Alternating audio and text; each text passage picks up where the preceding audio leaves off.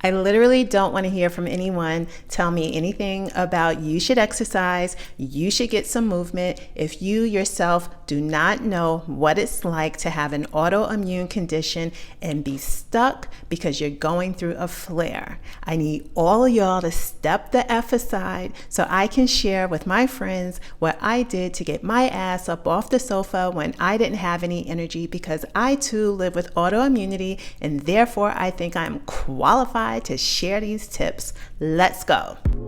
Hey you guys, welcome to Keep It Cute Kitchen. My name is Nicole Orisich. I'm an empty nester mom, a wife, and a black woman living with Hashimoto's. I know firsthand what it's like to lose my hair due to an untreated thyroid condition, and I'm sharing my journey with Hashimoto's with other black women living with autoimmunity so you won't make the same mistake.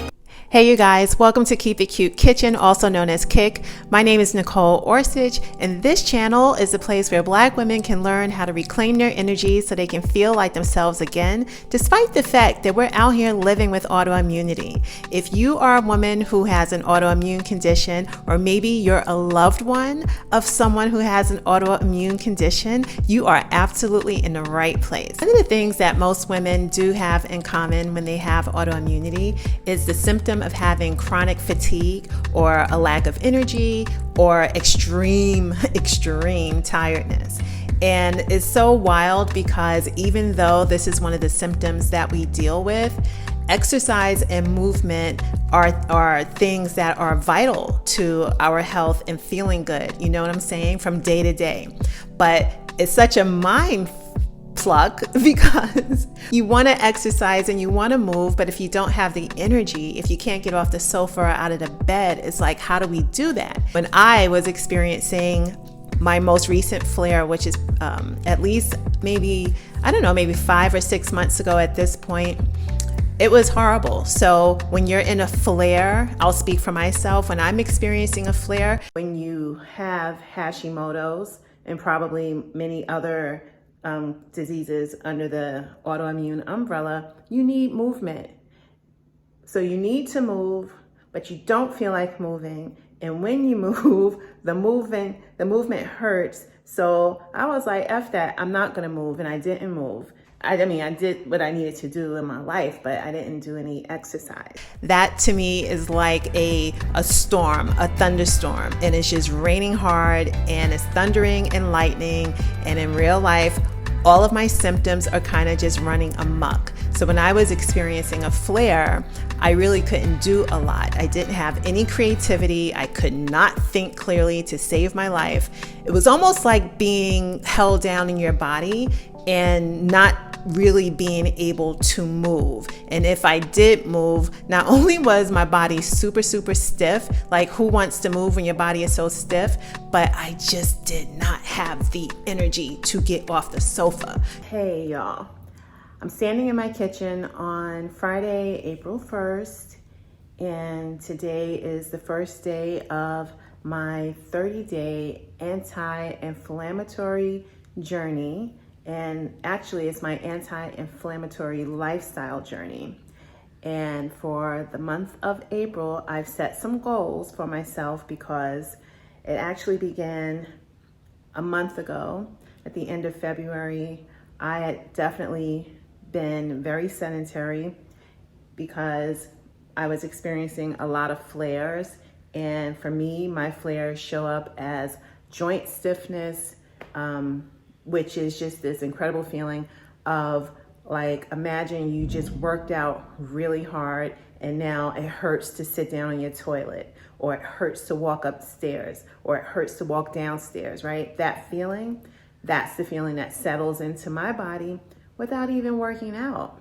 I want to share a disclaimer because I am a certified personal trainer and I am a former boutique strength training studio owner. So even though I do have the expertise to exercise well and, create all types of programs and all of that, it still doesn't exclude me from my symptoms. So even though I know what to do when I can get off the sofa, sometimes getting off the sofa is an issue. When I was experiencing that last flare, I was just like, okay, we're going to get this together and we're going to have to do it in a very systematic way, because exercise and movement is easy to do when you're able to do it. But when you're not able to do it, you kind of have to approach it from a different perspective and do things a little bit out of the norm, out of the ordinary. And that's how I kind of broke it down. So I'm going to share those 4 things with you that I did for myself that I think you are absolutely going to love. Let's get into number 1. So number 1, if you want to get moving when you have no energy, the first thing that you do is choose a form of movement that you can do every single day. A form of movement that you enjoy, which is the most important part of this first step, because we can do any type of exercise in the world. You know, we can do yoga, we can do Pilates, we can do running, jogging. I mean, not literally, but I'm just using examples, right? We can choose any type of exercise there is out there, but what's most important, especially if we are trying to sustain, movement as a part of our lifestyle, choosing a form of movement that you can do, you specifically, that you can do every day, that you can enjoy doing every day, is going to increase the chances of you actually sticking to it. And that is the goal for us, because when we look at exercise, especially as women with autoimmune conditions, I have Hashimoto's hypothyroidism, and I'm speaking to everyone in between. But when we look at exercise and movement, we're not looking at it through the lens of like traditional health and fitness. It's really about nourishment. It's really about adding on this lifestyle change as part of our overall wellness plans for ourselves. So we are taking medication, we are working with doctors, we are doing, a host of things, but exercise has to fit into our life and it needs to stay. So we cannot jump out the window and just start doing, if you saw some video on Instagram and it looked amazing because someone who's already fit and in shape is doing a move or, a class, and you like it and it looks easy and you think like, okay, girl, I'm going to do that, for myself. That may not be realistic, because while that can be so enjoyable for that one good old time that you give it a try, you want to make sure that you can do that same thing tomorrow and then tomorrow and then tomorrow, because every single day movement has to be a part of your plan. So we want to choose a move that's very realistic. We want to choose an exercise or a form of exercise that we not only can do every day, that we will want to do every day. And when I was coming out of my flare, even though I love strength training, like that's my zhuzh, I didn't choose that as my starting place. I chose walking as my starting place because I knew that, yes, I enjoy walking. I have playlists and I put my music on and I can go outside and do all the things and I could just take a nice stroll. But not only that, but I knew that I could maintain it daily, which again is the most important part. So select a form of exercise that you love, but also one that you can do every single day. So the second step, now that we know that we're going to walk, we need to figure out a schedule. And by schedule, I mean something very specific, like how many days a week do you think that you can start with movement, right? And then which days of the week will you be able to move? And then what time of day will you be able to move every single day? Can you maintain 9 a.m., 9 a.m., 9 a.m.? Consistency is key. We don't want to choose 3 days and then choose like 8 a.m., 4 p.m., and 9 p.m. on the third day. You know why? Because we're leaving room for anything to happen. And especially when this exercising and movement thing isn't a habit for us, you know what I'm saying? Girl, we will find any reason to not get it done. And I'm speaking from my own experience, child. Trust me on this one. So you choose your days, your number of days a week, but choose that one time that you know you can keep, that you will be consistent at every single time, every single day that you decide to exercise. That is it. That is your schedule. And then you're going to go ahead and put that schedule in your phone, on your calendar, including an alarm, because organization. So now we're getting into step number 3, because we know the kind of exercise we want to do. We know what our schedule would look like, but now we need to know when our start date will be. And hold on, girl, we want to give ourselves at least 7 days advance notice before we begin. The reason why we want to put this start date at least a week in advance is because we want to prepare. This is like a whole different vibration. This is a whole different moment we're about to have, and we do not want to jump off the building on Sunday and say, oh, I'm about to exercise 5 days a week and I'm starting tomorrow, and then you're just not prepared for anything. You don't have your workout clothes, you don't have your proper sneakers, you haven't made room on your schedule. Like, it can be a whole mess. We're not here for the mess. So let's just do things the right way in the beginning, and it'll just be so much better. Again, and also, we're protecting our energy. We are protecting our stress. This is a no stress zone, a no stress situation. So let's put that start date 7 days at least in advance.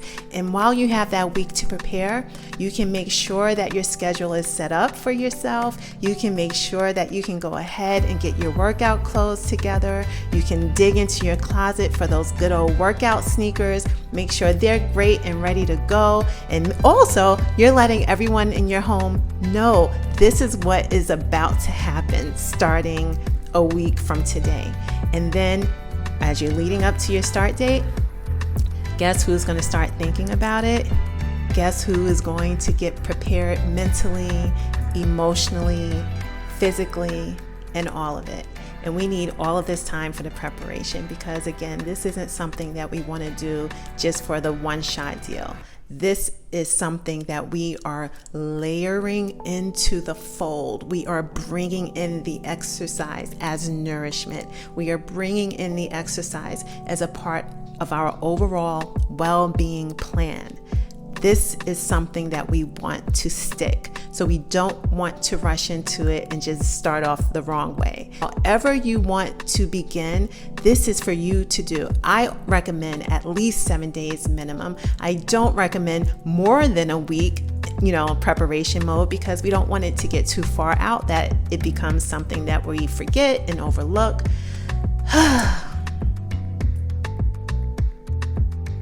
Make it work for you. This is important.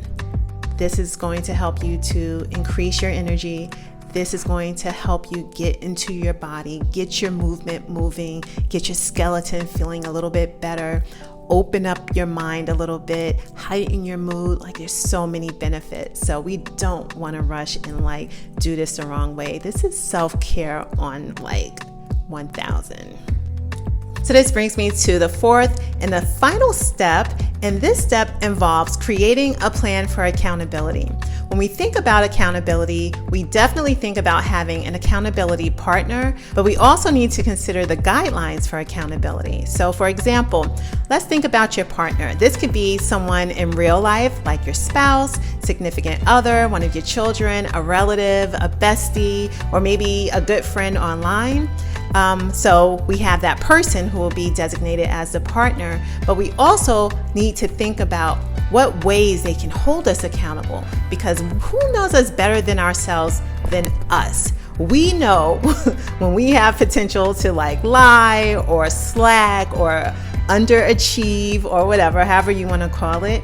So we want to think through all of the ways that we can try to get out of it, and then share that information with the designated partner so they are already prepared to deal with our BS when it shows up. And because this is the beginning of our journey, the chances of the BS showing up are so great. We want to reinforce all the support that we can during the planning stage. And not only that, we want to think about what can they do to hold us accountable, because we don't want to designate the partner, prepare them with all of our pre-approved BS, and then when they're actually doing what we asked them to do, we still buck You know what I mean? We don't really want to do that. So think through, how best can they hold you accountable? Is it a text message?